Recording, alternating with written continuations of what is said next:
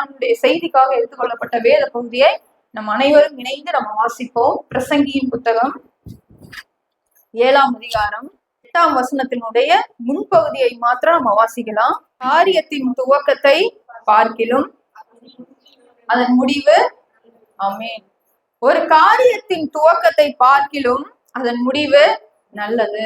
இப்படி நமக்கு இந்த ஒரு ஆலோசனையை பிரசங்கின் மூலமாக தேவனாகிய கர்த்தர் நம்ம இடத்துல கொடுக்கணும். ஒரு காரியத்தை துவங்குவதற்கு நம்ம அதிக பிரயாசப்படுவோம், சரிங்களா? அதிகமாக பிரயாசப்படுவோம். ஒரு புதிய காரியத்தை துவங்குவதற்கு, ஒரு புதிய விஷயத்தை நம்ம வாழ்க்கையில செய்வதற்கு நம்ம நிறைய பிரயாசப்படுவோம். அதற்காக மெனக்கெடுவோம், அதற்காக உழைப்போம், அதை பற்றி அதிகமா சிந்திச்சு கொண்டு இருப்போம், அதற்காக ஓடுவோம், எல்லாம் செய்வோம். ஆனா வசனம் என்ன தெரியுங்களா சொல்லுது? நீ ஒரு காரியத்தின் துவக்கத்தை மாத்திரம் பார்த்து ஓடிக்கொண்டு இருக்காது, அதனால உனக்கு என்ன ஆகாது? முற்றிலுமான ஜெயம் உனக்கு கிடைக்காது. ஒரு காரியத்தை நீ எவ்வளவு சந்தோஷமா துவங்குங்கிறத விட நீ எதுல அந்த காரியத்தை நல் மனசாட்சியோட எப்படி நீ அதை கொண்டு போகிற, அதை எப்படி நீ இறுதி வரைக்கும் நீ காத்து கொள்ளுகிற, அந்த காரியத்துல நீ எப்படி வெற்றி பெறுகிற, கடைசி வரைக்கும் நீ எப்படி வெற்றி பெறுகிறதுலதான் ஜெயம் இருக்குது. இது நம்முடைய கிறிஸ்தவ ஓட்டத்திற்கு மிகச்சரியாக பொருந்தும், மிகச்சரியாக பொருந்தும். குறிப்பா சொல்லணும்னா நம்முடைய திருமண காரியங்களை எடுத்துக்கொள்ளுங்களேன். திருமண காரியங்களை ஆரம்பிக்கும் போது பாத்தீங்கன்னா அந்த குடும்பத்திற்குள்ளாக, அந்த இரு வில்லங்களுக்குள்ளாக அவ்வளவு சந்தோஷம் இருக்கும் இல்லைங்களா? ரொம்ப மகிழ்ச்சியா ஆரம்பிப்பாங்க. எந்த விதமான துக்க காரியம் அந்த வீட்டுல முன்னாடி நடந்திருந்தாலும் அதை தூக்கி போட்டுருவாங்க இல்லைங்களா?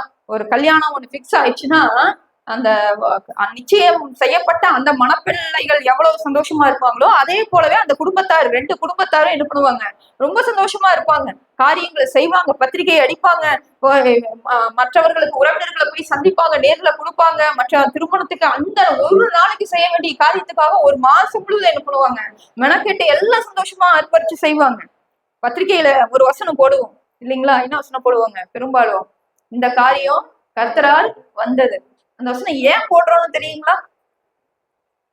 ஏன் அந்த வசனத்தை எடுத்து பிரயோஜனப்படுத்துறோன்னு அதுவே நமக்கு தெரியாது. ஆனா எல்லா பத்திரிகையிலையும் டிஃபால்ட்டா ஒரு லெட்டர் பிரிண்ட் ஆயிரும், இந்த காரியம் கர்த்தரால் வந்தது. ஆதியாகமம் வாசிக்க வேண்டியது இல்லை, ஆதியாகமம் 24:50 இந்த வசனத்தை நம்ம பார்க்க முடியும். இந்த காரியம் கர்த்தரால் வந்ததுன்னு யார் சொல்றாங்க அப்படின்னா, ஆபிரகாமுடைய குமாரனுக்கு பெண் கொள்ளும்படி. ஆபிரகாமுடைய குமாரன் யாருங்க? ஈசாக்கு. ஈசாக்குக்கு பெண் கொள்ளும்படிக்கு அவர் தன்னுடைய ஊழியக்காரனாகிய எலியேசரை என்ன பண்றாரு, அனுப்புறாரு. அவர் போய் ஜபத்தோட போகும் பொழுது ஈசாக்கு கேட்ட அந்த மணமகளை அவர் கண்டுபிடிச்சிட்டாரு. யார் அவருங்க? ரெபேக்காள். ரெபேக்கால கண்டுபிடிச்சிட்டாங்க. குணவதியான ஒரு பெண், குணசாலியான ஒரு பெண்ணை கண்டுபிடிச்சிட்டாரு. கண்டுபிடிச்சு அவங்க வீட்டுக்கு போய் இந்த விஷயத்தை எல்லாம் அவங்க எலியேசர் அவங்க அப்பா கிட்டையும் அவங்க அண்ணன் கிட்டையும் லாபான் கிட்டையும் பெத்துவேல் கிட்டையும் சொல்லும் போது அவங்க சொன்ன பதில் தான் இது. இந்த காரியம் கர்த்தரால வந்தது, இந்த திருமண காரியம் கர்த்தரால வந்தது, இதுல நலம் புலம் ஒன்று நாங்க சொல்ல முடியாது, இது கர்த்தரால வந்ததுனால இந்த பெண்ணை நீங்க அழைச்சிட்டு போங்கன்னா அவங்க உத்தரவு கொடுக்குறாங்க. அதனாலதான் அந்த வசனத்தை எடுத்து என்ன பண்றாங்க, இந்த காரியம் கர்த்தரால் வந்ததுன்னு நம்முடைய திருமண பத்திரிகையில போடுறாங்க. சரிங்களா? ஏன் அது ஏன் வந்ததுன்னு நிறைய பேர் அதை போட்டு யோசிக்கிறது இல்லையா? ஆனா என்ன பிரச்சனைனா, ஆபிரகாமுக்கும் ஈசாக்குக்கும் அவங்களுடைய குடும்பத்தை வழி நடத்துறதுக்கு ஏற்ற பெண்ணை கர்த்தர் கொடுத்தாருங்கிற நிச்சயம் தெரிஞ்சிருச்சு. தெரிஞ்சதுக்கு அப்புறம் என்ன சொன்னாங்க, இந்த காரியம் கர்த்தரால வந்ததுன்னு உறுதியா சொன்னாங்க. இன்னைக்கு அப்படியே அந்த கல்யாணம் நடக்குது. இந்த மணமகனை அல்லது இந்த மணமகளை என்னென்னமோ செஞ்சு அதாவது எங்கேயாவது ஒரு பக்கம் பழகி இருப்பாங்க, அவங்க அந்நிய மதத்துல இருப்பாங்க, என்னென்னமோ பண்ணி இருப்பாங்க, அந்த குணங்கள் ஒன்று போல இருக்குதா ஒண்ணுமே தெரியாது. எல்லாத்தையும் எடுத்து எல்லாத்தையும் சேர்த்து ஜாயின் பண்ணி விட்டு சர்ச்சுக்குள்ள கொண்டு வந்துட்டு இந்த காரியம் கர்த்தரால வந்தது. அதை போட்டதுக்கு அப்புறம் தான் ஒரு திருப்தி வரும் பாருங்க. அப்பாடா போட்டோம், இந்த காரியம் கர்த்தரால வந்துடுச்சு. கடவுளால வந்த காரியமா இருந்தா அது எங்க வெளிப்படணுங்க? எங்க வெளிப்படணும்? அடுத்தவங்க வாழ்ற வாழ்க்கையில வெளிப்படணும். அடுத்த அந்த பிள்ளைகள் உண்மையிலேயே கர்த்தருக்குள்ளாக நிலைத்திருக்கிறார்களா, கர்த்தருடைய ஆலயத்துக்கென்று கர்த்தருக்கென்று தங்கள் வாழ்க்கையை தங்களுடைய எதிர்காலத்தை அர்ப்பணித்து ஓடுகிறார்களா, வேதத்தின்படியான ஒரு வாழ்க்கையை அந்த திருமணமான அந்த பிள்ளைகள் கொண்டு போகிறார்களா என்பதுலதான் இருக்குது. ஆனா அதை பத்திலாம் எதை பத்தியும் கவலை இல்லைங்க. எதை பத்தியும் கவலை இல்லை. எதை பத்தி கவலை இருக்குன்னு தெரியுங்களா? திருமண ஆடைகள் வாங்குவதில்லை. அந்த திருமணத்துக்கு புதுசா எப்படி போடலாம், என்ன டிஜே போடலாம், இதுக்கு எந்த மாதிரியான நடனத்தை ஆடலாம், இன்னைக்கு அப்படிதான் ஆடிட்டு இருக்காங்க இல்லைங்களா? இன்னைக்கு எல்லா திருமணங்கள்லயும் வேகமா அது கிறிஸ்தவ திருமணத்திலையும் பரவிட்டு வருது. ஒரு கிறிஸ்தவ திருமணத்துல தேவனுக்கு பிரியமானதை நம்ம செய்யணும் முடிவெடுத்த பிறகு நம்ம என்ன செய்யக்கூடாது, உலகத்தார காப்பி அடிக்க கூடாது. அப்படி அடிச்சா அது என்னதுதான்? பாவம் தான், கண்டிப்பா பாவம் தான். ஒரு கிறிஸ்தவ திருமணத்தினுடைய வரவேற்பு நிகழ்ச்சியில நீங்க ஒருவேளை நாங்க ஆடியே ஆகணும்னு கிறிஸ்தவ பாடலுக்கு அதுக்குன்னே நமக்கு தலைவர் இருக்காரு இல்லைங்களா, ஜான் ஜெபரேஜ் இருக்காரு இல்லைங்களா, அது பாடலுக்கு ஆடியே ஆகணும்னு பண்றீங்களா? அதுவே தேவையில்லாத விஷயம் தான், அன்னெசரியான ஒரு விஷயம் தான். அது ஒண்ணும் உங்களுக்கு ஒரு பெரிய சாட்சியா அது உங்களுக்கு கொண்டு வர போறது இல்லை. அது முக்கியமாவே தேவையில்லாத ஒரு விஷயம் தான். ஆனா அதை விட மோசம் என்ன தெரியுங்களா? சினிமா பாடல்களுக்கு எடுத்து போட்டு ஒரு கிறிஸ்தவ திருமணத்துடைய வரவேற்பு நிகழ்ச்சியில ஆடுவது என்பது மகா மோசமான ஒரு விஷயம். சபையில எல்லாரும் பேசுவாங்களான்னு எனக்கு தெரியாது. அது மோசமான விஷயம். அதுக்கு நீங்க ஆண்டவரை முன்னிட்டு ஆண்டுடைய பரிசுத்த ஆலயத்துல நீங்க திருமணம் பண்ணணும்னு அவசியமே இல்லையே. உங்களுக்கு பிடிச்ச மாதிரியே நீங்க பண்ணிட்டு போலாமே. சரிங்களா? இந்த காரியம் கர்த்தரால வந்ததுன்னு சொல்லிட்டா மாத்திரம் அது கர்த்தரால வந்துடாது. அதன் பிறகு என்ன பண்ணணும்? இரு குடும்பத்தாரும் இந்த சாட்சிய காப்பாற்றி கொள்ளணும். ஒரு காரியத்தை துவங்கும் போது பாருங்க, அந்த திருமண நிகழ்ச்சி துவங்கும் போது எவ்வளவு சந்தோஷமா இருப்பாங்க. என்ன ஆடைகள் வாங்கணும், என்ன நகைகள் வாங்கணும், எப்படி பிரம்மாண்டமா அந்த காரியத்தை செய்யணும், எத்தனை பேத்துக்கு நாம விருந்தளிக்கணும், எல்லாவற்றையும் சந்தோஷமா துவங்குகிறாங்க. எல்லாமே சந்தோஷம்தான். ஆனா அப்படி துவங்குகிற எத்தனையோ திருமணங்கள்ல ஏன் தடைகள் வந்திருக்கு? ஏன் அந்த திருமண பந்தத்தை கொண்டு போகாத முடியாத அளவுக்கு ஏன் தடைகள் வருது? ஏன் பிரியறாங்க? ஏன் டிவோர்ஸ்க்கு போறாங்க? அப்போ கவனம் எல்லாம் மக்களுக்கு எதுல இருக்குதுங்க? துவங்குவதுங்க. சந்தோஷமா துவங்குறதுல மட்டும்தான் மக்களுக்கு கவனம் இருக்குது. ஆனா எது நிலை நிற்கும்னு சொன்னா முடிவு பரியந்தம் அதை கொண்டு போவதுலதான் அந்த திருமணத்தினுடைய வெற்றி இருக்கு. அந்த திருமணம் கர்த்தரால வந்ததா என்பது இருக்கு. ஒரு காரியத்தை நம்ம துவங்கும் போது காண்பிக்கிற ஆர்வம் அது எல்லாமே நம்முடைய மாம்சமும் நம்முடைய உணர்ச்சிகளும் சம்பந்தப்பட்டதா இருக்குது. அது முக்கியம் இல்லை. அது கிறிஸ்தவ நிகழ்ச்சியோ அல்லது ஆவிக்குரிய காரியமோ நீங்க எதையும் நீங்க துவங்கினாலும் அது ஒரு உணர்ச்சி வேகத்துல கூட நம்ம துவங்கிட முடியும். ஆனா முடிவு பரியந்தம் நம்ம கர்த்தருக்குள்ளாக நிலை நிற்கிறோமா? ஒரு உணர்ச்சி வேகத்துல நம்ம கிறிஸ்தவரா மாறி இருக்க முடியும். ஏதோ என் பெற்றோர்கள் சொன்னதுனால நான் ஆலயத்துக்கு வந்திருக்க முடியும். ஆனா அது முக்கியம் இல்ல. நீங்க துவங்கிட்டீங்களே அது முக்கியம் இல்ல.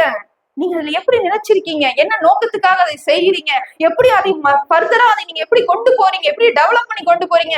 அதுலதான் உங்களுடைய குணாதிசயம் வெளிப்படும். அதுல நாம கவனமா இருக்கும்படி கர்த்தருடைய வேதம் நம்மளுக்கு தெளிவுபடுத்துகிறது. நீ கவனமா இரு. துவக்கத்தை பார்த்துட்டு ஓடிட்டு இருக்காத.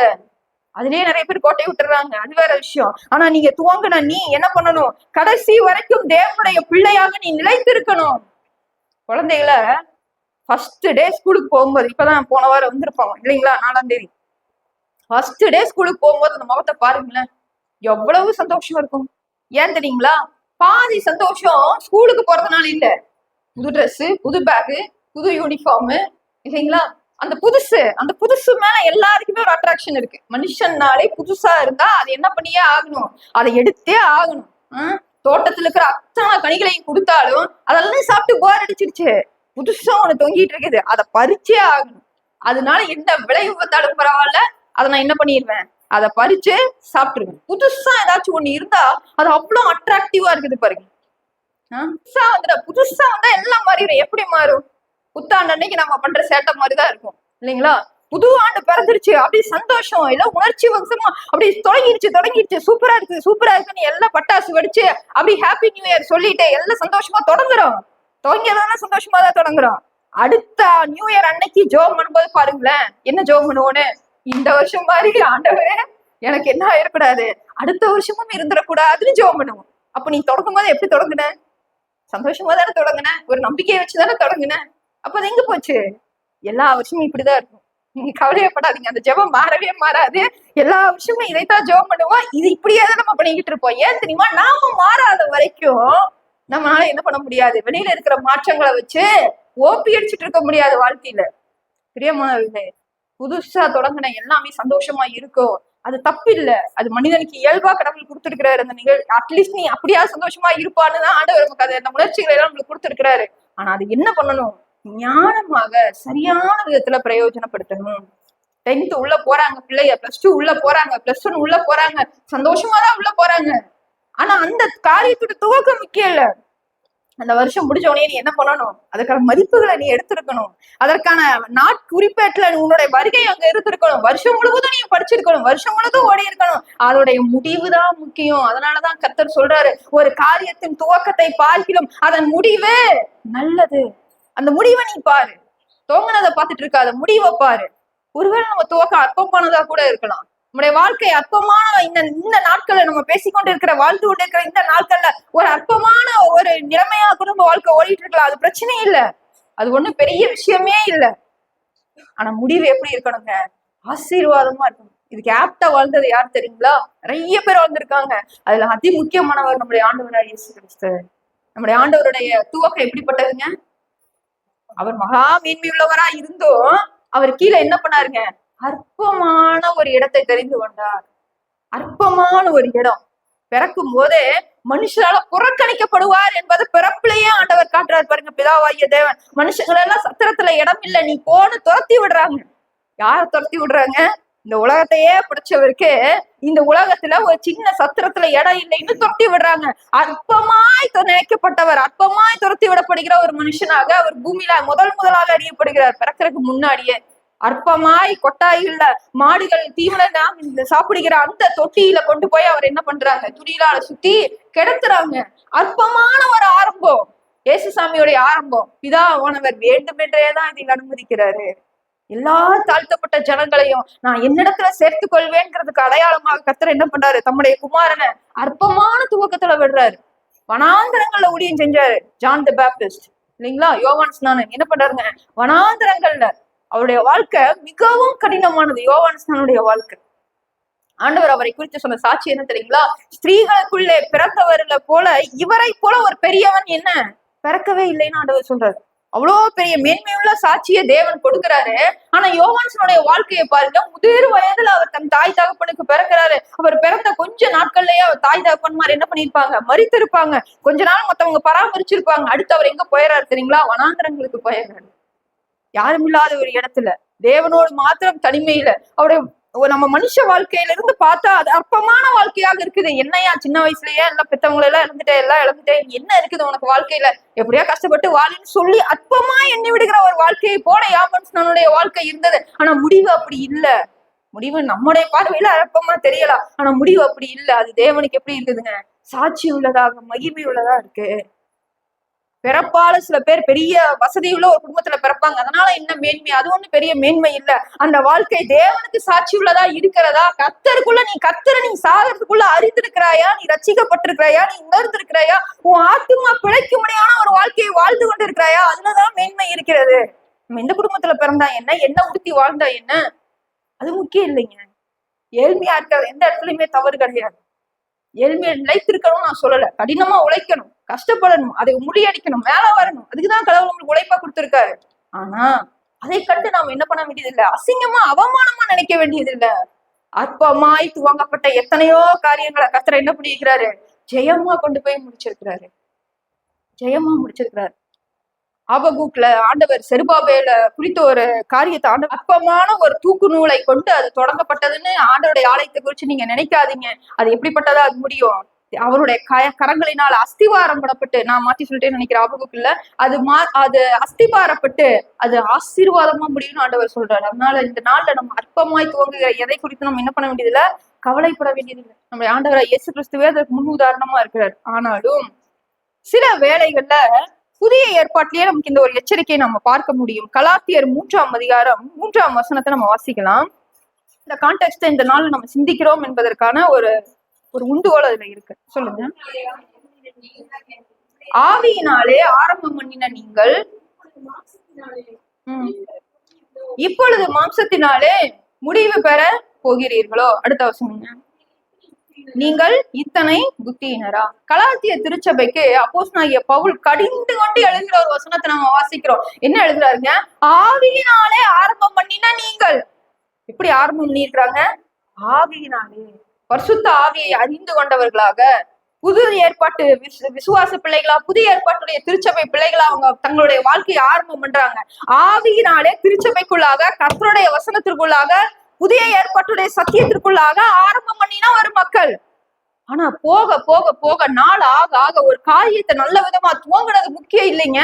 போக போக என்ன ஆகிட்டு இருக்குது? அவங்களுடைய வாழ்க்கையில தொய்வு வருகிறது, கர்த்தரை விட்டு பின்வாங்குதல் வருகிறது, கர்த்தரை விட்டு பிளக்குகிற தேவையில்லாத வேத புரட்டுகளுக்கு அவங்க இடம் கொடுக்குறாங்க. தங்களுடைய வாழ்க்கையை சரியாய் ஆரம்பித்த அந்த பாதையிலிருந்து கொஞ்சம் கொஞ்சமா விலக்கி கொண்டு போயிட்டு இருக்காங்க. ஆதலால பவுல் அவங்களை கடிந்து கொண்டு பேசுகிறார். ஆவியினாலே ஆரம்பம் பண்ணின நீங்கள் இப்பொழுது மாம்சத்தினாலே முடிவு பெற போகிறீர்களா? அப்படி ஆரம்பிச்சீங்களே, தேவனுடைய பிள்ளைகளா வாழும்படி ஆரம்பிச்சீங்களே, இப்ப நீங்க மாம்ச சிந்தனைகள்ல மாம்ச வாழ்க்கையில போய் இந்த ஓட்டத்தை நீங்க முடிக்க போறீங்களா? அதற்கு அவர் பெற்றிருக்கிற பேர் என்ன தெரியுங்களா? முட்டாள். அதுதான் அவர் என்ன சொல்றாருங்க? புத்தியினர். நீங்கள் இவ்வளவு புத்தியினரா? உங்களுக்கு இவ்வளவு தூரம் அறிவில்லாம போச்சா? கர்த்தருக்குள்ள உங்க வாழ்க்கையை ஆரம்பிச்சீங்களே, ஏன் நீங்க நிலைத்து இருக்கலைன்னு ஒரு கேள்வியை கேட்கிறாரு. இந்த நாளிலே உங்களுக்கும் எனக்கும் பொருந்தும். பிரியமானவர்கள், நம்ம வாழ்க்கையை சிந்தித்து பாருங்க. நம்ம தேவனோடு கூட நடக்கிற நடக்கையில நம்ம எப்படி வளர்ந்து கொண்டு இருக்கிறோம்? டெய்லியும் எப்படி வளர்ந்து கொண்டு இருக்கிறோம்? தினந்தோறும் தேவனை தேடுகிறதுல, கர்த்தரை ஜாக்கிரதை பின்பற்றுகிறதுல நம்ம வளர்ந்து கொண்டு இருக்கிறோமா, இல்ல பின்வாங்கி போய் கொண்டு இருக்கிறோமா? நம்முடைய வாழ்க்கையில தேவனை தேடுகிற அறிவு நமக்கு குறையுதுன்னு சொன்னா நம்ம வேதத்தை வாசிக்கலைன்னு அர்த்தம். நம்ம எப்பெல்லாம் தேவனை தேடாம விடுவோம் தெரியுங்களா? எப்பெல்லாம் தேவனுடைய வார்த்தையின் மேல நமக்கு தாகம் குறைகிறதோ, எப்பெல்லாம் நம்முடைய விசுவாச வாழ்க்கையில தொய்வு வருகிறது என்று சொன்னா இந்த வேத வார்த்தையின் மேல நமக்கு தாகம் குறையுதுன்னு அர்த்தம். ஆக்சுவலா சபையில என்ன தெரியுங்களா பிரசங்கம் பண்ணணும்? என்னுடைய விருப்பத்தை நான் சொல்றேன். பிரசங்கம் என்ன தெரியுங்களா பண்ணணும்? பிரசங்கம் பண்றக்கே பயப்படணும். உண்மையிலே பிரசங்கம் பண்றதுக்கு ஒரு சபையில என்ன பண்ணணுங்க? பயப்படணும். ஐயோ, இந்த ஜனங்களை நான் ஒரு வசனம் இப்ப நான் மாத்தி சொன்ன பாத்தீங்களா? அது மாதிரி ஒண்ணு மாத்தி சொன்னாலும், ஒரு கருத்தை நான் மாத்தி சொல்லிட்டேன், வசனத்தை மாத்தி சொன்னா ஒண்ணு தவறு இல்லைங்க, அது திருத்திக்கலாம், அது ஒரு பெரிய குற்றம் கிடையாது. ஆனா ஒரு கருத்தை மாத்தி சொல்லிட்டா இவங்க கண்டுபிடிச்சிருவாங்க, இவங்க விழிப்புள்ள ஜனங்களா இருக்கிறாங்க, அதனால நான் என்ன பண்ணணும்? இன்னும் அதிகமா நான் டீட்டெயில்டா படிச்சுட்டு வரணும் பிரசங்கியா நினைக்கணும். அந்த சபை எப்படி வளரும்? நீங்க யோசிச்சு பாருங்க, அந்த சபை எப்படி வளரும்? இது அப்படியே நம்ம திருச்சபையில வந்தா எவ்வளவு நல்லா இருக்கும். நீங்க வேதத்தை வாசிங்கன்னு சொல்றத ஒரு பிரசங்கமா செய்யறத விட்டுட்டு, வேதத்துல ஐயோ இவங்க கேள்வி இவ்வளவு கேட்கிறாங்களே, நான் நல்லா படிச்சுட்டு வரணும், நல்லா ப்ரிப்பேர் ஆயிட்டு வரணும்னு ஒரு பிரசங்கி, அது யாரா இருந்தாலும் சரி, அவங்க வராங்கன்னு சொன்னா அது எவ்வளவு மகிமையுள்ள ஒரு சபையா இருக்குன்னு யோசிச்சு பாருங்க. கர்த்தர் பலி செலுத்த சொல்லி பழைய ஏற்பாட்டுல நிறைய பலிகளை கொடுத்தாரு இல்லைங்களா? தகன பலிகள் இல்லைங்களா, போஜன பலி, பான பலி. நீ ஆட்டு மந்தையில ஒரு ஆட்டு எப்படி நீ தெரிந்தெடுத்துக்கொள்ளணும், எப்படி ஆசாரியர் கையில கொடுக்கணும், உன்னால எந்த பலியும் செலுத்த முடியலையா, உனக்கு வசதி இல்லையா, நீ என்ன பண்ணணும்? ஒரு சின்ன குருவியாவது புறா குஞ்சியாவது நீ கொண்டு வா. இந்த பலிகளை எல்லாம் ஆண்டவர் கொடுத்தாரு இல்லைங்களா? அதையெல்லாம் நம்ம வாசிக்க வாசிக்க வாசிக்க அந்த உபாகமம், லேவியராகமம் எல்லாம் வாசிக்கும் போது நம்ம என்ன நினைப்போம்னா, கடவுள் பலி மேல எவ்வளவு விருப்பமுள்ளவரா இருக்காரு, நம்ம கொண்டு போய் கொடுக்க எவ்வளவு கவனமா கொடுக்கணும்னு நம்ம நினைப்போம். ஆனா உண்மை என்ன தெரியுங்களா? அந்த பலியே கர்த்தருக்கு பிடிக்கலைங்கிறதா உண்மை. கர்த்தருக்கு பலி செலுத்துறது உண்மையிலேயே பிடிக்கல. ஏன் பிடிக்கல? பலி எதுக்காக மனுஷன் செலுத்தினா, தான் செய்த குற்றம், தான் செய்த பாவம் அதை நிவர்த்தி ஆகும்படிக்கு அங்க ரத்தம் சிந்தப்பட வேண்டும் என்பது கட்டளை, அது பிரமாணம். அதற்காக கொண்டு போய் பலி செலுத்துற ஆண்டவர் உண்மையிலேயே என்ன விரும்புறாரு? நீ உட்காந்து உன்னோட மந்தையிலேயே பெஸ்டான உன்னை கொண்டு வந்து நீ பலி செலுத்தணும், அந்த ரத்தத்தை நான் பார்த்து உன் பாவத்தை மன்னிக்கணுங்கிறது என்னோட விருப்பம் இல்லை. நீ பாவமே செய்யக்கூடாதுங்கிறதா என்னுடைய விருப்பம். நீ பலியா செலுத்தாம நீ நன்றி பலியா நீ செலுத்துவதுதான் எனக்கு விருப்பம். ரத்தத்தை நீ பலியா செலுத்தணும்னு எனக்கு விருப்பம் இல்ல. இதைய தாவீது ராஜா கண்டுபிடிச்சாரு. அவர் எழுதுறாரு, அவருடைய சங்கீதத்துல அவர் எழுதுறாரு, ஆண்டவரே தகன பலிகள் உமக்கு பிரியமா? இல்லையே. காளையின் எருதின் ரத்தத்தை நீ விரும்புகிறீரா? இல்லையே. உமக்கேற்ற பலி எல்லாம் இருதயம் நறுங்குண்டதுமான ஒரு ஆவிதான ஆண்டவரே, மனம் திருப்புதல் தான் ஆண்டவரே உமக்கு பிரியம். இந்த ரத்தத்தை பார்த்தா நீர் பிரியப்படுகிறீர். ஆயிரமாய் திரிகிற காளைகளும் எருதுகளும் கர்த்தருடையது. நாம யாருக்கு அவரோட இதை வாங்கி கொண்டு போய் அவருக்கே கொண்டு போய் பலி செலுத்திருக்கு? நாம யாரு? எல்லாம் கர்த்தருடையது, படைக்கப்பட்டவை எல்லாம் கர்த்தருடையது. கர்த்தருக்கு எது தெரியுங்களா பிரியம்? நம்ம மனம் திரும்புவது கர்த்தருக்கு பிரியம். உண்மையிலேயே கர்த்தருக்கு பிரியமான ஒரு காணிக்கையை நான் போடணும்னு நான் சொன்னா, இந்த நாள்ல இப்போ நான் ஞாயிற்றுக்கிழமை இப்ப நம்ம போட போறோமே, இந்த காணிக்கையில கர்த்தருக்கு பிரியமான ஒரு காணிக்கையை நான் போடணும்னு சொன்னா, உண்மையாகவே நான் மனம் திரும்பி நான் செய்த ஏதோ ஒன்றை நான் உணர்ந்து என் வாழ்க்கையில ஆண்டவரே இதை செய்வதற்கு நான் தடுமாறி போயிட்டேன், நான் பலவீனப்பட்டு போயிட்டேன், இந்த காரியத்திலிருந்து என்னை விடுதலையாக்குங்க, நான் மனம் திரும்புவதற்கு எனக்கு உதவி செய்யுங்க, நான் மீண்டும் இதில் சிக்காதபடிக்கு என்னை பாதுகாத்துக் கொள்ளுங்க. நம்ம ஜெபிக்கிற ஒரு ஜெபம் நம்ம கொடுக்குற ₹1,00,000 விட ஆண்டவருக்கு மேன்மையானது. ஆண்டவர் விரும்புகிற ஒரு பலியா இருக்குது. இதை செய்யாம நம்ம என்ன பண்ண முடியாது? நம்முடைய காரியத்தை ஜெயமா நம்ம நடத்தவே முடியாதுங்க. நம்ம நடத்தவே முடியாது. ஒரே ஒரு ராஜாவை குறித்து ஒரு சில நிமிட துளிகள் நம்ம சிந்திக்கலாம். ஒரு அற்புதமான ஒரு ஆரம்பத்தில் துவங்கின ஒரு ராஜா, ஆனா அவருடைய முடிவு அற்பமா போய் முடிஞ்சிருச்சு. அவருடைய முடிவு அவ்வளவு ஜெயமாய் போய் முடியல. அந்த ராஜாவினுடைய மேன்மை என்ன, கடவுள் எப்படி எல்லாம் அவரை மகிமையாய் பயன்படுத்தினாரு. ஆனா காரியத்தின் துவக்கத்துல இருந்த அந்த வேகம் முடிவுல என்னாச்சு, ஏன் அவருடைய முடிவு இப்படி ஆகி போச்சுன்னு சொல்லிட்டு ஒரு 10 நிமிஷங்கள் மாத்திரம் நாம சிந்திக்கலாம். தெரிந்து கொண்ட ராஜா 1 ராஜாக்கள் 13ஆம் அதிகாரத்தை எடுத்துக்கொள்ளுங்க. 1 ராஜாக்கள் 13ஆம் அதிகாரம் முதல் 2 வசனங்களை வாசிக்கலாம்.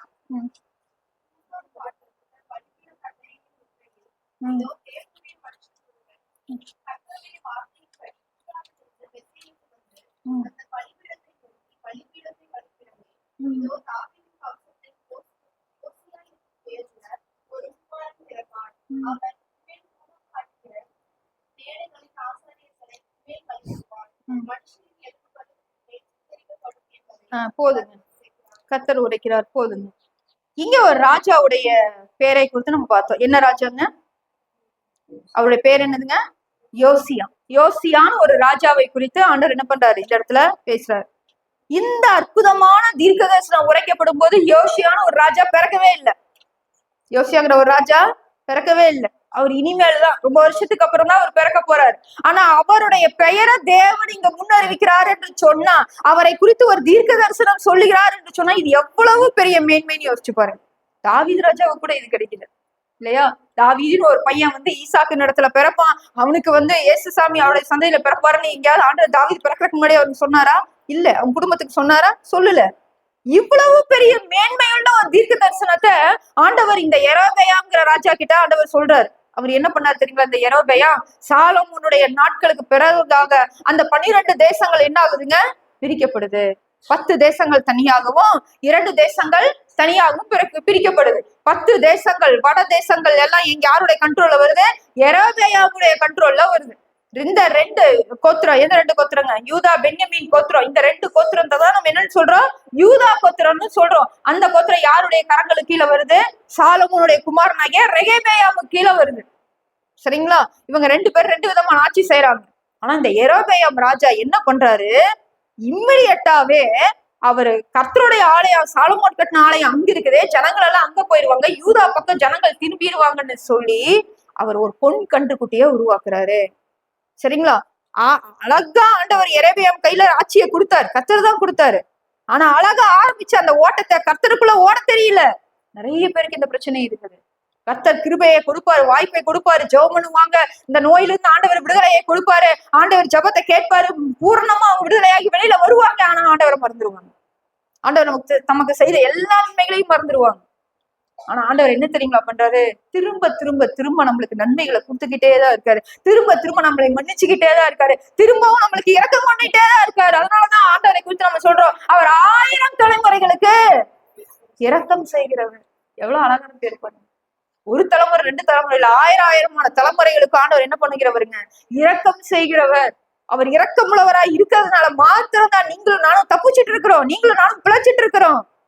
இந்த யெரொபெயாம் ராஜா கையில ஆண்டவர் 10 கோத்திரங்களை கொடுத்து ஆட்சி கொடுத்தாரு. ஆனா அவன் ஆட்சி செய்த கொஞ்ச நாட்கள்லயே அவன் மனம் ஆண்டவருக்கு விரோதமாக மாறுது. அவன் ஒரு பொன் கன்றுக்குட்டியை உருவாக்குறான், அதற்கு ஒரு பலிபீடத்தை உருவாக்கி அவன் பலி செலுத்த போகும்போது அங்க ஒரு தீர்க்கதரிசி ஒரு தீர்க்க தரிசனம் சொல்றாரு. என்ன சொல்றாரு தெரியுங்களா? இந்த பலிபீடத்தின் மேல, அந்த பலிபீடம் தேவனுக்கு விரோதமான பலிபீடமா மாறிடுச்சு பாத்தீங்களா? இந்த பலிபீடத்தின் மேல யூதா கோத்திரத்துல யோசியான ஒரு ராஜா பிறப்பான். அந்த ராஜா இந்த பலிபீடத்தில எல்லாவற்றையும் இடிச்சு போட்டு அதற்காக பலி செலுத்துற எல்லா ஆசாரியர்கள், பாகாலுடைய ஆசாரியர்கள் எல்லாருடைய எலும்புகளின் மேல சுட்டரிப்பான்னு ஒரு தீர்க்க தரிசனம் சொல்றாரு. ஆண்டவர் சொல்லி முன்னறிவித்து அப்படி ஒரு ராஜாவே பிறக்காம முன்னறிவித்தவங்க 2 பேர். ஒரு ராஜா இவர் யோவாஸ். சரிங்களா? இன்னொரு ராஜா, நாளைக்கு போல் கொஸ்டின் ரெடி ஆயிடுச்சு. இன்னொரு ராஜா யாருங்க? கோரேஸ். கோரேஸ்ங்கிற ஒரு அந்நிய தேசத்து ராஜாவுடைய பெயர் ஆண்டவர் சொல்லி, அவன் என் ஆலயத்தை கட்டுவான், என் ஜனங்களை என் இடத்துல திருப்பு வரக்கு உதவி செய்வான்னு ஆண்டவர் சொன்னான். இந்த 2 ராஜாக்களுடைய பெயரையும் ஆண்டவர் முன்னறிவிச்சார். சரிங்களா? சரி, இப்ப நம்ம இந்த யோவாசை பத்தி பார்க்கலாம். சூப்பரா ஆரம்பிக்கிறாரு அவருடைய வாழ்க்கை. அவர் பிறக்கும் போதே அவர் தலைமையில என்ன இருக்குதுங்க? ஒரு தரிசனம் இருக்குது. நல்லா புரிஞ்சுக்கொள்ளுங்க. அந்த ஒரு ராஜா பிறக்கும் போதே அவர் தலையின் மேல ஒரு தீர்க்க தரிசனம் இருக்குது. அது அவங்க குடும்பத்துல இருக்கிறவங்களுக்கு தெரியுமோ தெரியாதோ, ஆனா அந்த தீர்க்க தரிசனம் நிறைவேறியா தீரும். அதே போலதான் நம்முடைய வாழ்க்கையும். இன்னைக்கு அற்பமானதா தெரியலாம், இன்னைக்கு நாம தள்ளப்பட்டவங்களை போல தெரியலாம், இன்னைக்கு நாம ஜெபித்த ஜெபங்கள் எதுவும் கேட்கப்படாதது போல தெரியலாம். ஆனா பிரியமான நிச்சயமாக தேவன் நம்ம மேல ஒரு தரிசனத்தை வச்சிருக்காரு. அவருக்காக ஓட்டத்தை துவங்கினா ஒருவர் மேலையும் கூட ஆண்டவர் என்ன பண்ண மாட்டாருங்க, வீணாக விட்டு விடுவதில்லை. ஒருவருடைய வாழ்க்கையும் தேவன் அற்பமாய் விட்டு விடுவதில்லை. எல்லா பிள்ளைங்களையும் தரிசனத்தை ஆண்டவர் வச்சிருக்காரு. தேவனை நம்பி நான் விசுவாசத்தோட என் ஓட்டத்தை தொடங்குறேன்னா என் தலையின் மேல ஒரு தரிசனம் இருக்கு. அது என் கண்ணுக்கு தெரியாம இருக்கலாம், எனக்கு புரியாம இருக்கலாம், அல்லது மத்தவங்களுக்கு புரியாம இருக்கலாம், என்னை விரும்புகிற என்னை சார்ந்தவங்களுக்கு அது புரியாம இருக்கலாம். ஆனா நிச்சயமா அந்த தரிசனம் என்ன ஆகும், நிறைவேறும். அது நிறைவேறும். அது முத்தரிக்கப்பட்ட ஒரு தரிசனம், அது நிச்சயமா நிறைவேறும். ஒருவேளை அது நிறைவேறலைன்னா அது காரணம் நானா தான் இருப்பேன். நான் என்னுடைய தவறான முடிவாதான் அதுக்கு காரணமா இருக்க முடியும். சரிங்களா? இப்ப இந்த ராஜாவை குறித்து நம்ம பார்க்கலாம். இப்படி தரிசனத்தோட பிறக்கிற ஒரு ராஜா என்ன செய்யறாருன்னு நம்ம பார்க்கலாம். 2 ராஜாக்களுக்கு வந்து கொள்ளுங்க. 2 ராஜாக்கள் 22ஆம் அதிகாரம், 2 ராஜாக்கள் 22.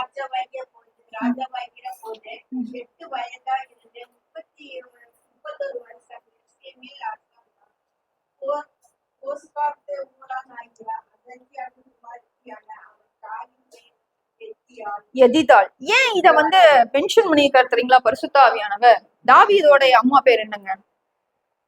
தாவீது ராஜாவுடைய அம்மா பேரு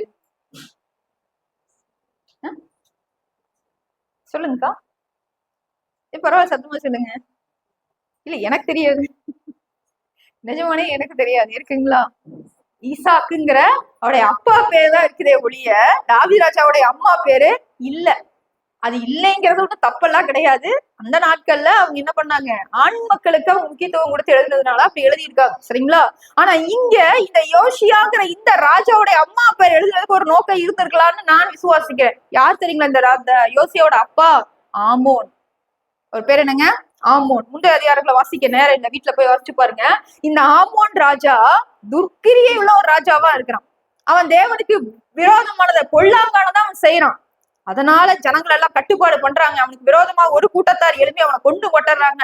அந்த ராஜாவை கொண்டு போட்டதுனால சின்ன வயசுலயே இவன் ராஜா வாங்கிட்டான். சரிங்களா? ரொம்ப சின்ன வயசு. எத்தனை வயசுங்க? 8 வயசுல. எப்படிங்க ராஜாவுக்கு என்ன தெரியும்? ராஜாவுக்கு இப்பதான் 8 வயசுல. நம்ம ராஜா ராணியே யோசிச்சு பாருங்க, 8 வயசா இருக்கும்போது என்ன பண்ணிருப்போம்னு யோசிச்சு பாருங்க. ஒண்ணும் பண்ணி இருக்க மாட்டோம். கிரீடத்தை தூக்கி வச்சுட்டு விளையாடிட்டு இருந்திருப்போம். நம்ம வேற ராஜா இல்ல ராணியா இருப்போமா? பிடிச்சதெல்லாம் வாங்கி சாப்பிடலாம் இல்லையா, நினைச்ச மாதிரி ஆடலாம், விளையாடலாம். இததான் பண்ணி இருந்திருப்போம். பெருசா ஒண்ணு அதைத்தான் அவரும் பண்ணி இருந்திருப்பாரு இல்லையா? சின்ன வயசுல என்ன தெரியும்? ஆனா அந்த ராஜாக்குள்ள ஒரு எழுப்புதலை தேவன் கொடுக்குறாரு பாருங்க. சில வேளைகள்ல கர்த்தர் வந்து என்ன செய்வார் தெரியுங்களா, உங்க மேல ஒரு தரிசனத்தை வச்சு அந்த தரிசனம் கர்த்தரை நோக்கி மாத்திரம் இருக்கணும் ஆடவர் முடிவு பண்ணிட்டா அதுக்கு விரோதமா இருக்கிற எல்லாத்தையும் நம்ம விட்டு விலக்கி விட்டுருவார். அதுக்கு விரோதமா இருக்கிற எல்லாத்தையும் விலக்கி விட்டுருவார். சரிங்களா? இங்க ஆமான் ஒரு மோசமான ஒரு மனுஷனுக்கு பிறந்த புத்திசாலியான ஒரு பையன் யோசியா. ஆனா அந்த யோசியாவை வளர்த்துறதுக்கான ஒரு தகுதியை ஆண்டவர் ஆமானுக்கு கொடுக்கல. ஏன் தெரியுங்களா? அவனுக்கான ஆயுச கொடுக்கல. ஏன்னா அவன் மோசமானவன், அவன் துர்க்கிரியுள்ள மனுஷன். இவனையும் சேர்த்து அவன் கெடுத்துருவான்னு ஆண்டவர் நினைச்சாரா என்னன்னு தெரியல.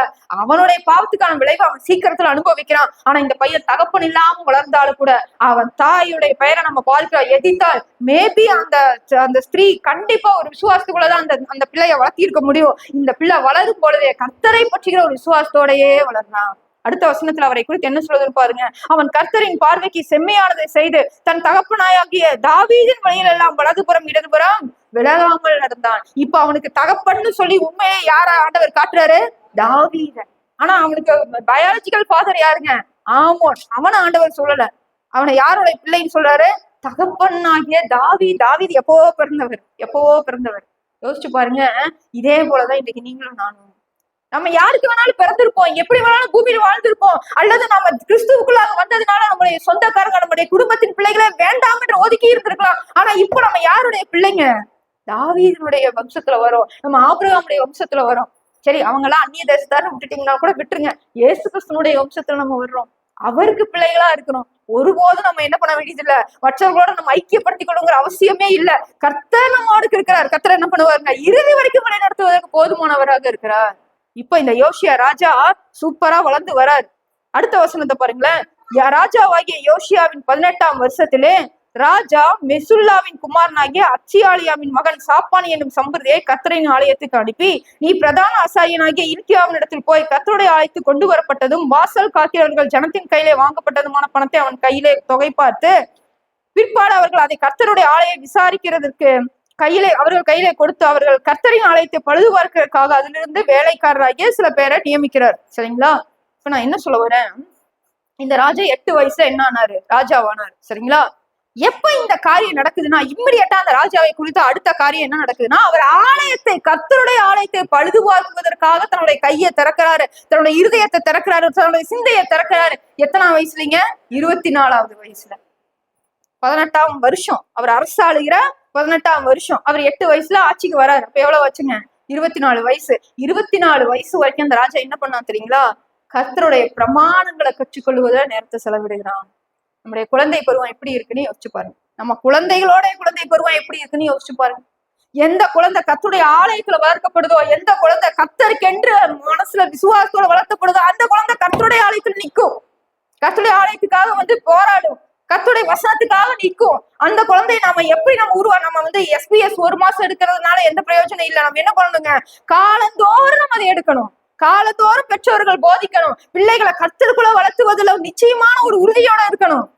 அந்த குழந்தை தேவனுக்காக நிற்கும். இப்ப இந்த ராஜாவுக்கு ஒரு வயது வருது, 24 வயது. எல்லாவற்றையும் நேர்த்தியா செய்யக்கூடிய ஒரு பக்குவம் உள்ள ஒரு வயது வந்த உடனே, ஏன்னா நாமளும் காலேஜ் எல்லாம் முடிச்சுட்டு எப்ப வேலைக்கு போவோம்? 23, 22 வேலைக்கு போவோம் இல்லைங்களா? சரியா அந்த அரசன்கிற அந்த தொழிலை செய்வதற்கான ஒரு சரியான வேலை வரும்போது அவன் செய்யற முதல் வேலை என்னங்க? கர்த்தருடைய ஆலயத்தை பராமரிக்கணும். ஏன்னா அவங்க அப்பா எல்லாம் கெடுத்து போட்டு போயிருக்கான். ஆமோன் என்ன பண்ணிக்கிறான்னா, விக்கிரகங்களினாலும் தேவனுக்கு பிரியமில்லாத காரியங்கள்னாலும் ஆலயத்தை தீட்டுப்படுத்தி இருக்கிறான். ஜனங்களை எல்லாம் வழிவிலக பண்ணி இருக்கிறான். இதுல என்ன மிகப்பெரிய பிரச்சனை என்ன தெரியுங்களா? எப்ப கர்த்தருடைய வேதத்துக்கு முக்கியத்துவம் கொடுக்காம வேற ஒரு விக்கிரகத்துக்கு முக்கியத்துவம் கொடுக்கணுமோ அதனுடைய காரியங்களை பின்பற்றி போயிருவாங்க. அதுதான் இருக்கிற ஆபத்து. அதுல இருக்கிற சடங்கு, அதுல இருக்கிற சம்பிரதாயம் பின்பற்றி போயிருவாங்க. இதை என்ன பண்ண மாட்டாங்க? வாசிக்க மாட்டாங்க. எப்ப கர்த்தரை முதலிடத்துல வைக்கலையோ அங்க என்ன இருக்காதுங்க? பரிசுத்தம் முதல்ல இருக்காது. நல்லா தெரிஞ்சுக்கோங்க. என்ன இருக்காது? முதல்ல பரிசுத்தம் இருக்காது. அங்க இறக்கம், அன்பு, ஈவு இதன் அடிப்படையில எந்த ஒரு காரியமும் இருக்காது. அது எல்லாமே எதன் அடிப்படையில இருக்கும்னா சடங்கு சம்பிரதாயத்தின் அடிப்படையில இருக்கும். ஒரு மனசு பாதிக்கப்படுமே, ஒருத்தர் கஷ்டப்படுவானே, அதை பத்தி எல்லாம் கவலைப்பட மாட்டாங்க. அவங்களுக்கு தேவை இந்த சடங்கு, அவங்களுக்கு தேவை இந்த சம்பிரதாயம், இந்த மணிக்கு இத்தனை இது செஞ்சுதான் ஆகும். அது நம்முடையதான் அவங்களுக்கு இருக்கும். அப்ப இது நேரெதிரா, எதுக்கு நேரெதிரா போகுது? கர்த்தருடைய பிரமாணத்துக்கு நேரெதிரா போகுது. ஆண்டவர் கண்டிச்சார் புதிய ஏற்பாட்டுல. ஓய்வு நாளுக்காக மனுஷன் படைக்கப்படவில்லை, மனுஷனுக்காக தான் ஓய்வு நாளை படைச்சிருக்காரு கர்த்தர்னு ஆண்டவர் சொன்னாங்க. ஏன் தெரியுமா? ஓய்வு நாள ஒரு சடங்கை போல அந்த யூதர்கள் பாரம்பரியமா பின்பற்றி கொண்டு அதற்காக மனுஷங்களை வேலை வாங்குற போது ஆண்டவர் சொன்னாரு, நீ என்ன மனுஷனை நீ பின்படுத்துற? மனுஷன் நீ ஏன் அவன் மேல குற்றத்தை சுமத்தி அவனை ஏன் ஓய்வு நாளுக்கு புறம்பாக்குற?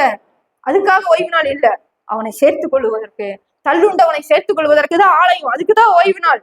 ஓய்வு நாளுக்காக மனுஷன் ஒண்ணு படைக்கப்படலைன்னு ஆண்டவர் கண்டிச்சார். கர்த்தருடைய ஆலயத்துக்குள்ள தப்பு நடந்தாலும் ஆண்டவர் என்ன பண்ணுவாருங்க? சடங்குகளை கடைபிடிச்சாலும் ஆண்டவர் என்ன பண்ணுவாரு? கண்டிப்பாரு, கட்டாயமா கண்டிப்பாரு. இங்க யோசியா முதல் வேலையா அவங்க அப்பா நாட்கள்ல செய்த எல்லா தவறுகளையும் திருத்தணும்னு சொல்லி முதல் வேலையா ஆலயத்துக்குள்ள போய் இந்த வேலையெல்லாம் செய்வதற்கு ஆரம்பிக்கிறாரு. அற்புதமான ஒரு ஆரம்பம் இல்லைங்களா? இந்த காரியத்தை அவர் எப்படி துவங்குகிறாரு? சந்தோஷமா துவங்குகிறார். தேவனுடைய ஆலயத்திலிருந்து தன்னுடைய ஊழியத்தை துவங்குகிறார், தன்னுடைய அரச பதவியை துவங்குகிறார். எல்லாமே நல்லா போயிட்டு இருக்கு. ஆனா ஆண்டவர் என்ன தெரியுங்களா பண்ணாரு? அதை அப்படியே இம்மிடியட்டா அனுமதிக்கல. 8ஆம் வசனத்துல வாசிங்கள.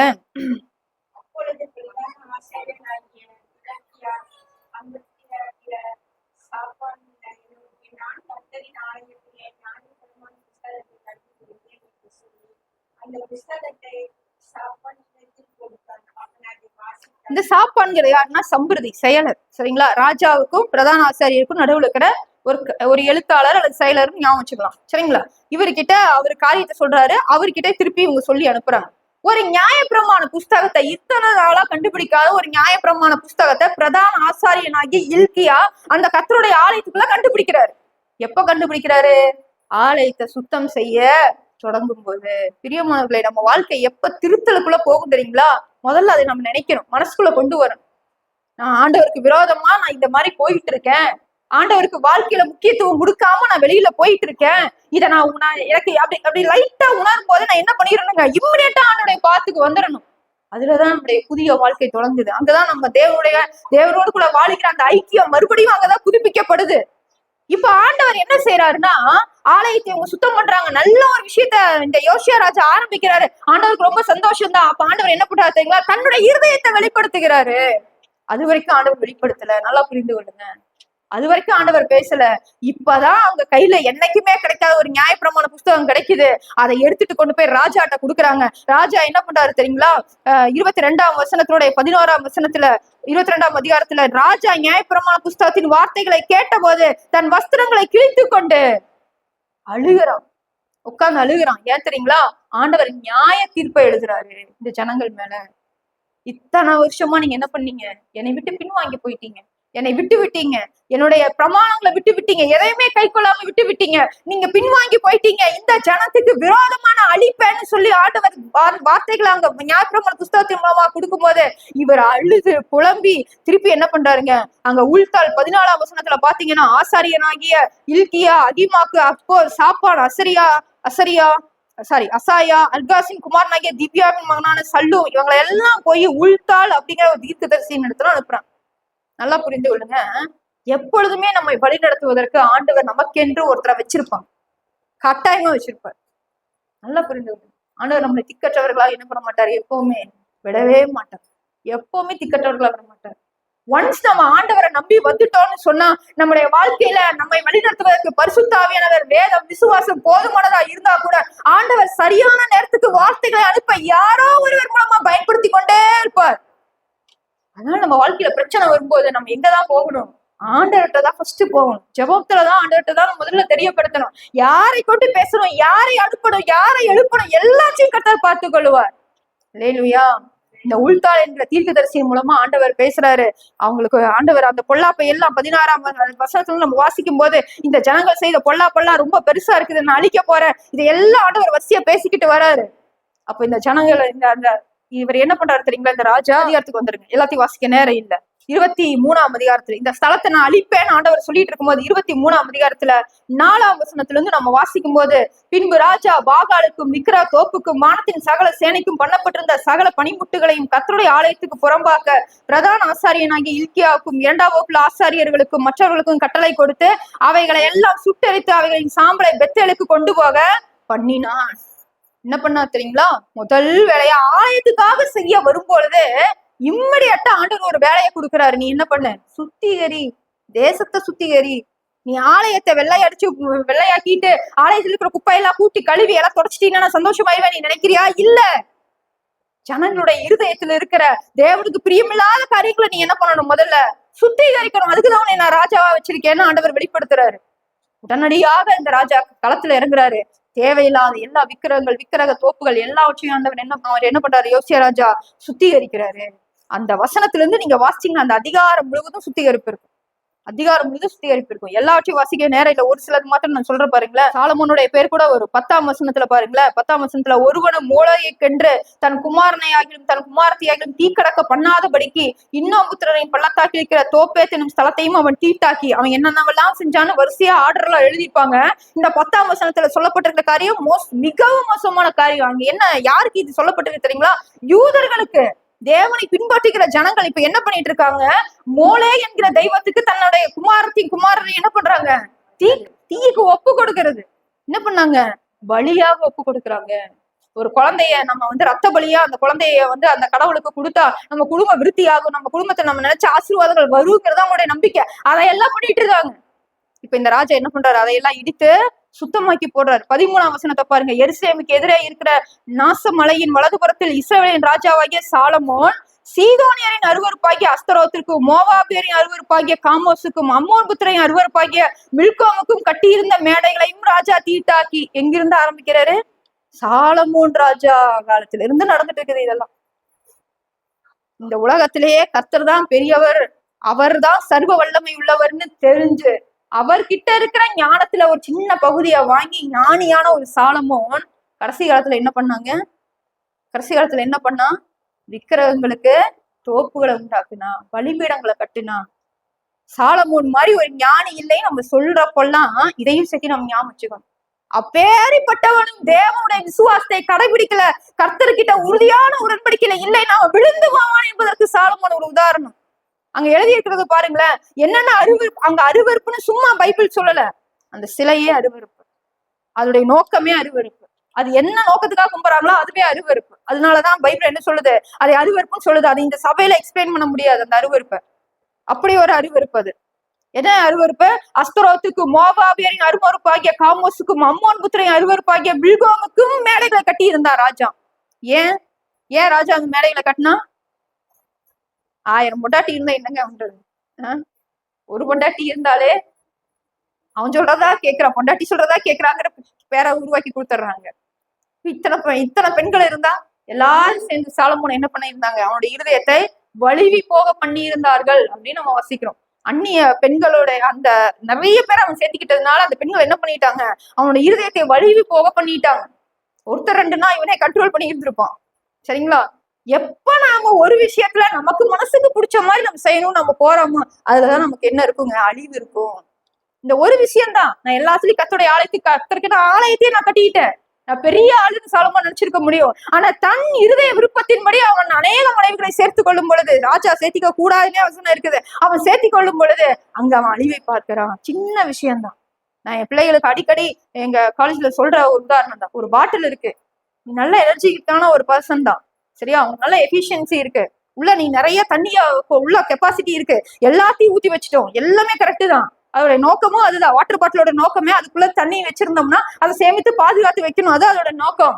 ஆனா கீழே ஒரு லீக்கேஜ் இருந்தாலும் நீ எவ்வளவு தண்ணி ஊத்தினாலும் அது என்ன ஆயிரும்? வெளியில போயிரும். பாவங்களும் அப்படித்தான். நம்ம எவ்வளவு திறமையுள்ள ஆட்களா இருந்தாலும் சரி, எவ்வளவு தேவனுடைய பிள்ளையா இருந்தாலும் சரி, சில விஷயம் தானே, இதுதானே, அதுதானே, சின்ன சின்ன லீக்கேஜுக்கு நம்ம விட்டு கொடுக்கும் போது நம்முடைய வாழ்க்கையில் இருக்கிற மொத்த பரிசுத்தமும் என்ன ஆகுங்க?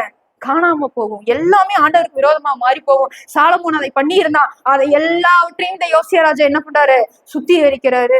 எவ்வளவு பெரிய வேலை நீ யோசிச்சு பாருங்க. இதுக்கெல்லாம் வருஷ கணக்கா இருந்திருக்கும். எல்லாம் ஒரு நாள் செய்யற வேலை இல்லை, வருஷ கணக்கா இருக்கும். எத்தனை எதிர்ப்பு வரும், எத்தனை போராட்டம் வரும், எல்லாத்தையும் சமாளிச்சுதான் செய்யணும். ஒரு ராஜா சும்மா செய்ய முடியாது. இத்தனையும் செய்து சுத்திகரித்து கடவுளுக்காக எல்லாவற்றையும் காரியத்தை பண்ணவரு ஒரு தப்பு பண்ணிட்டாரு. என்ன பண்ணாரு? அவருடைய முடிவை பார்த்து நம்ம முடிச்சிடலாம். அந்த 23ஆம் அதிகாரத்துல சொன்ன மாதிரியான ஒரு பஸ்காவை அவர் நாட்கள்ல வேற யாருமே பண்ணதில்லை. இப்ப இந்த ராஜா எப்படி அழிந்து போனாருங்கிறத இங்க ஒரு லைன்ல சொல்லியிருப்பாங்க. அதை நான் 2 நாளாகமும்ல நம்ம வாசிக்கலாம். 2 நாளாகவும் 35ஆம் அதிகாரம் எடுத்துக்கொள்ளுங்க. அதுல அங்க விளக்கமா போட்டிருக்கோம். 19ஆம் வசனத்தை வாசிக்கலாம். யோசியாவுடைய ராஜ்யபாரத்தின் 18ஆம் வருஷத்துல இந்த பஸ்கா ஆசரிக்கப்பட்டது. 18ஆம் வசனத்துல வாசிச்சீங்கன்னா 2 நாளாகவும் 35:18 தீர்க்கதரிசியாகிய சாமுவேலின் நாள் தொடங்கி, யாருடைய நாள் தொடங்கி? சத்தமா சொல்லுங்க, யாருடைய நாள் தொடங்கி? தீர்க்கதரிசியாகிய சாமுவேலின் நாள் தொடங்கி. ஏன் அதை மென்ஷன் பண்றாரு பரிசுத்த ஆவியானவர்? ஏன்னா எல்லா ராஜாக்களும் வருவதற்கு முன்பதாக முதல் ராஜாவை அபிஷேகம் பண்ணினவர் யாருங்க? சாமுவேல். அப்ப ராஜாக்களே இன்னும் வரல. ஆனா அந்த தீர்க்கதரிசி ஆகிய சாமுவேலுடைய நாள் தொடங்கி இஸ்ரவேலில அப்படிப்பட்ட ஒரு பஸ்கா ஆசரிக்கப்படவில்லை. அப்ப யோசிச்சு பாருங்க, அதுல யாரு தான் வரா? தாவீது தான் வராரு, சாலமோன் தான் வராரு. அந்த ராஜாக்கள் எல்லாம் பெரிய பெரிய பஸ்காவை ஆசரிச்சிருப்பாங்க. ஆனா யோசியாவை குறித்து ஒரு சாட்சி ஆண்டவர் சொல்றாரு, சாமுவேல் முதற்கொண்டு இப்படி ஒரு பஸ்காவை யாருமே ஆசரிக்கல, அவ்வளவு பரிசுத்தமா ஆசரிச்ச ஒரு மனுஷன். ஆனா என்ன ஆகுது தெரியுங்களா? இதை முடிச்ச உடனே 19ஆம் வசனத்துல வாசிக்கிறோம், யோசியாவுடைய ராஜ்யபாரத்தின் 18ஆம் வருஷத்துல இந்த பஸ்கா ஆசரிக்கப்பட்டது. எல்லாத்தையும் சுத்திகரிப்பு பண்ணி எல்லாம் பண்ணிட்டாரா? அடுத்த வசனத்தை வாசிங்க.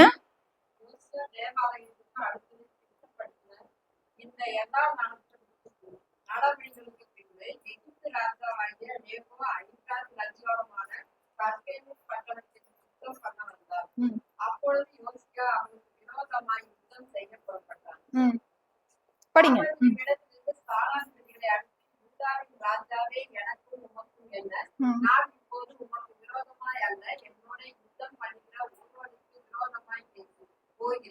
நான் ஜீவிக்க வேண்டும் என்று தேவன் சொன்னார். தேவன் என்னோடு இருக்கிறார். அவர் உண்மை அழிக்காதபடிக்கு அவருக்கு எதிரியை செய்வதை விட்டுவிடும் என்று சொன்னார். ஆனாலும் யோசியா தன் முகத்தை அவனை விட்டு திரும்பாமலும் கோபம் சொன்ன தேவனுடைய வார்த்தைக்கு செவிப்படாமலும் அவனோடு யுத்தம் பண்ண வேஷம் மாறி வெகியோவின் பள்ளத்தாக்கி யுத்தம் பண்றதுக்கு வந்தார். வில் வீரர் யோசியாவின் ராஜாவில் அம்பெய்தார்கள். அப்பொழுது ராஜா தன் உண்மைக்காரன் சொல்லி என்னை அப்புறம் கொண்டு போங்கள், எனக்கு புதிய காயம் பட்டது என்றார். அப்பொழுது அவனுடைய ஊழியக்காரர் இந்த ரதத்தின் மேல் இருக்கிற அவனை இறக்கி அவனுக்கு இந்த 2வது ரதத்தின் மேல் ஏற்றி அவனை எருசலேமுக்கு கொண்டு வந்தார்கள். அவன் மரணம் அடைந்து தன் பிதாவின் கல்லறையில் அடக்கம் பண்ணப்பட்டான். போதுங்க, ரொம்ப சின்ன வயசு. இப்ப இந்த 24 வயசுக்குள்ள இவர் எல்லாத்தையும் முடிச்சுட்டாரு இல்லைங்களா? யோசியாவை பத்தி நம்ம முழுமையா தெரிந்து கொள்ளலாம். 24ல முடிச்சிட்டாரு. அதுக்கப்புறம் ஒரு சில நாட்கள் ஆயிருக்கலாம், ஒரு சில வருஷங்கள் கூட ஆயிருக்கலாம், நமக்கு தெரியல. ஆனா ரொம்ப அதிக வருஷம் இல்ல. அவர் ஆலயத்தை எல்லாம் சுத்திகரிப்பு பண்ணி பஸ்காவை ஆசரிச்ச பிறகு அவரு ரிலாக்ஸ் ஆயிட்டாரு. ரிலாக்ஸ் ஆகி உட்காரும் போது ஒரு வேலை பண்றாரு. என்ன பண்றாருன்னா, எகிப்தின் ராஜாவாகிய நேகோ வேற ஒரு பட்டணத்தின் மேல யுத்தம் பண்ண போறாரு. சரிங்களா? இவர் என்ன நினைச்சாருன்னு தெரியல, அந்த பட்டணத்தை காப்பாத்தணும்னு நினைச்சாரான்னு தெரியல. இவர் அந்த நேகோக்கு நீ எப்படி அங்க போலான்னு சொல்லிட்டு இந்த எகிப்து ராஜாவுக்கு எதிராக இந்த யோசியா போறாரு. ஆனா போற மனுஷன் யார்கிட்ட ஆலோசனை கேட்டிருக்கணுங்க? கர்த்தரிடத்துல கேட்டிருக்கணும். ஏற்கனவே அங்க ஒரு தீர்க்கதரிசி இருக்காங்க. யாருடைய எல்லாம் இவங்களுடைய காலங்கள்ல இருந்தாங்கன்னா, எரேமியா தீர்க்கதரிசி இருக்கிறாரு, செப்பனியா தீர்க்கதரிசி இருக்கிறார். செப்பனியா நீங்க 1-2 வாசிச்சு பாத்தீங்கன்னா, செப்பனியா யோசியாவுடைய காலத்துல வாழ்ந்த எக்ஸாக்டான ஒரு தீர்க்கதரிசி செப்பனியா. எரேமியா ஒரு வசனத்தை மட்டும் வாசிச்சு பாருங்களேன். எரேமியா 1ஆம் அதிகாரம் 2ஆம் வசனத்தை வாசிங்களேன். ஆமோனுடைய குமாரனாகிய யோசியா என்கிற யூதாவுடைய ராஜாக்களில் அவன் அரசாண்ட 13ஆம் வருஷத்திலே இவனுக்கு கர்த்தருடைய வார்த்தை உண்டாயிற்று. எரேமியாவுக்கு எப்ப உண்டாகுதுங்க கர்த்தருடைய வார்த்தை? யோசியா அரசாளுகிற 13ஆம் வருஷத்துல. எத்தனாம் வருஷத்துல? 13ஆம் வருஷத்துல. அவன் எப்ப சுத்திகரிப்பு பண்ண தொடங்கினா? 18ஆம் வருஷத்துல. அப்ப அவன் 18ல இருந்து 5 வருஷத்துக்கு முன்னாடியே எரேமியா தீர்க்கதரிசி அங்க யோசியாவுடைய நாட்கள்ல அங்கதான் இருக்கிறாரு, எருசலேம்ல தான் இருக்கிறாரு. அவர் தான் தீர்க்க தரிசனம் சொல்ல தொடங்கி, எரேமியால என்ன தீர்க்க தரிசனம் இருக்குன்னு தெரியுங்களா? எரேமியா என்ன தீர்க்க தரிசனம் சொன்னாருங்க? அழிவு வரப்போகுது. ஏன் அழிவு வரப்போகுது? நேபுகாத்நேச்சார் வரப்போறாரு. ஏன் வரப்போறாரு? நீங்கள் என்னை விட்டு விட்டபடியால, என் ஜனங்கள் என்னை விட்டு விட்டபடியால நான் அவங்களை அழிவுக்கு நேரம் ஒப்பு கொடுப்பேங்கிறது சொல்றதுக்கே எரேமியா இருந்தார். இவருடைய தீர்க்க தரிசனம் எங்க தொடங்குச்சு தெரியுங்களா? யோசியாவுடைய நாட்கள்ல தான் தொடங்குச்சு.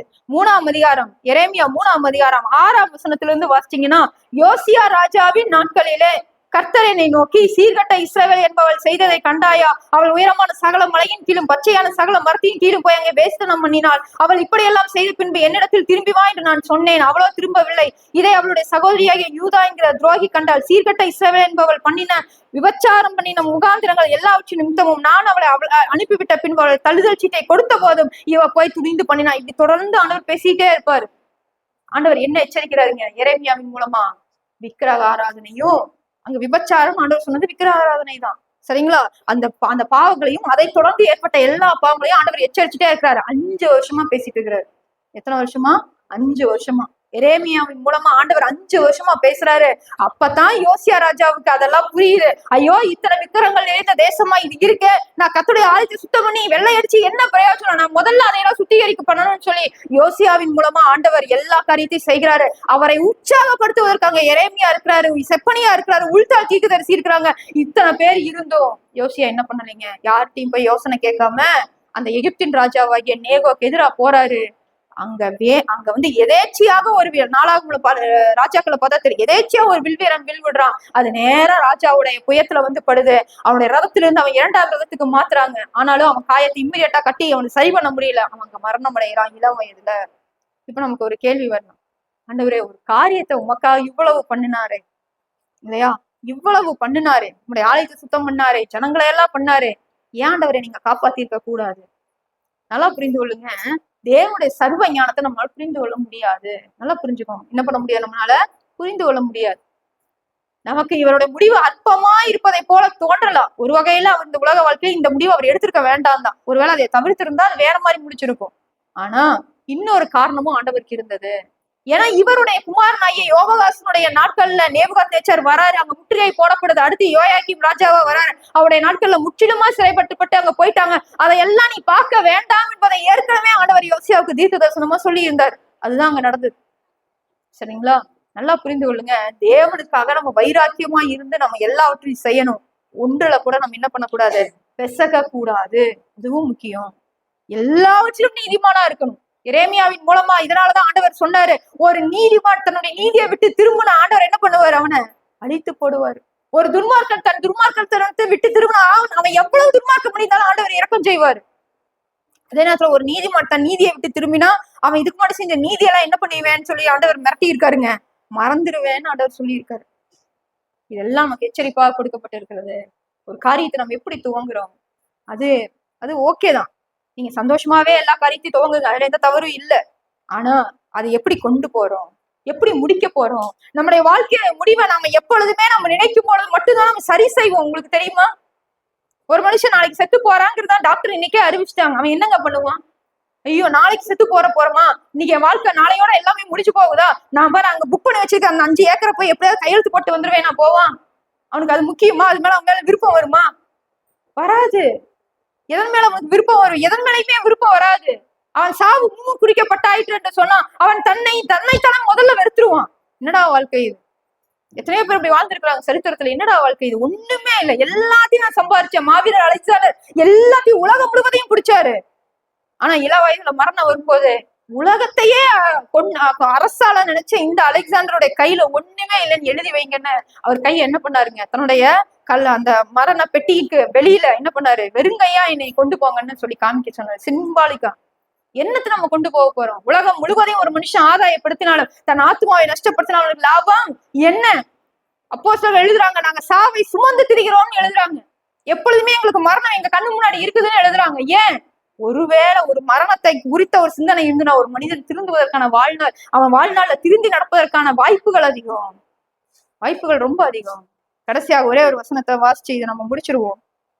புதிய ஏற்பாட்டுல ஆண்டவர் கொடுத்த கடைசி வசனம் பிலிப்பியர் 1ஆம் அதிகாரம் 27ஆம் வசனம். வந்து உங்களை கண்டாலும் நான் வராமல் இருந்தாலும் நீங்கள் ஒரே ஆவியிலே உறுதியாய் நின்று ஒரே ஆத்துமாவினாலே சுவிசேஷத்தின் விசுவாசத்துக்காக கூட போராடி எதிர்க்கிறாள் ஒன்றிலும் மறுகளாது இருக்கிறீர்கள் என்று உங்களை குறித்து நான் கேள்விப்படும்படிக்கு எவ்விதத்திலும் நீங்கள் கிறிஸ்துவின் சுவிசேஷத்துக்கு பாத்திரராய் மாத்திரம் நடந்து கொள்ளுங்கள்.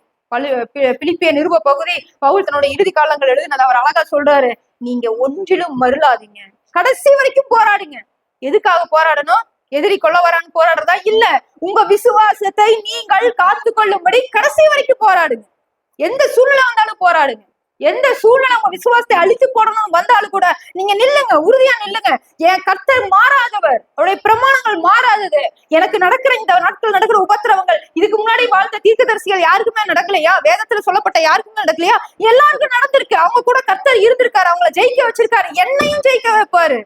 உறுதியா இருங்க, விசுவாசத்துல உறுதியா இருங்க, எப்பொழுதுமே மறலாதீங்க. எபிரேயர் 3ஆம் அதிகாரம் 14ஆம் வசனம், நாம் ஆரம்பத்தில் கொண்ட நம்பிக்கையை முடிவு பரியந்தம் உறுதியாய் பற்றி கொண்டிருப்போம் ஆகிய கிறிஸ்துவனிடத்தில் பங்குள்ளவர்களாய் இருப்போம். கிறிஸ்துவனிடத்துல பங்குள்ளவர்களா எப்ப நம்ம இருப்போம்? ஆரம்பத்துல கொண்ட நம்பிக்கை, துவக்கத்துல நம்ம கொண்ட நம்பிக்கைய நம்ம என்ன பண்ணணுங்க? முடிவு பரியந்தம். ஆண்டவராய் இயேசு கிறிஸ்து இந்த பூமியில சொன்னாரு மத்தேயு 24:13, முடிவு பரியந்தம் நிலைத்திருப்பவனே ரட்சிக்கப்படுவான். முடிவு பரியந்தம். ஒரு காரியத்தின் துவக்கத்தை விட அதிக கவனம் பெற வேண்டியது முடிவு. எவ்வளவு நாள் நான் சபைக்கு வந்தோங்கிறது இல்ல, என் வாழ்க்கை எப்படி போய்கிட்டு இருக்கு கிறிஸ்துவுக்குள்ளாக, எப்படி நான் ரன் பண்ணிட்டு இருக்கிறேன், விசுவாசத்துக்குள்ள இருக்கிறேன்னா, ஆண்டவரை விட்டு கொஞ்சமாவது வழி விலகி போயிட்டேன்னா நாம் திருந்துவதற்கு இன்னமும் வாய்ப்பு இருக்கு. நம்ம அதை விட்டு மீண்டுமாக ஆண்டவரிடத்துல வந்து சேரணும். அந்த நல்ல வார்த்தைகளை ஆசீர்வதித்து தருவாராக. நாம் தலைகளை தாழ்த்தி நாம் ஜெபம் செய்யணும். எங்கள் பரிசுத்தமுள்ள நல்ல தகப்பனே, அப்பா முடிவு பரியந்தமும் ஆண்டவரே நாங்க நிலைத்திருக்கும்படிக்கான அப்பா ஒரு காரியத்தை நீ இந்த நாள்ல எங்களுக்கு கற்பித்தீரே, உமக்கு நாங்க நன்றி செலுத்துகிறோம். உங்களுடைய வாழ்நாள்ல ஆண்டவரே நாங்கள் உங்களுடைய ஆலயத்திலிருந்து எங்கள் வாழ்க்கையை துவங்கி இருக்கிறோம்ப்பா. எங்க பிள்ளைகளுடைய ஆண்டவரே ஞானஸ்தானத்திலிருந்து இந்த பிள்ளைகள் எல்லாரையும் இந்த ஆலயத்துல நாங்கள் துவங்கி இருக்கிறோம் சுவாமி. முடிவு பரியந்தம் இந்த ஆலயத்துல அப்பா உமக்கென்று மகிமையாக நாட்டப்பட்ட பிள்ளைகளாக ஆண்டவரே எங்களுடைய வாழ்க்கையை அப்பா உமக்கென்று நாங்க வாழுகிற பிள்ளைகளாக எங்க வாழ்நாள் முழுவதும் நாங்கள் நடத்தி கொண்டு வர எங்களுக்கு உதவி செய்யுங்க. பரிசுத்த சமூகத்துல எங்களை தாழ்த்தி ஒப்புக் கொடுக்கிறோம். ஜெபம் கேளும் நல்ல பிதாவே, ஆமென்.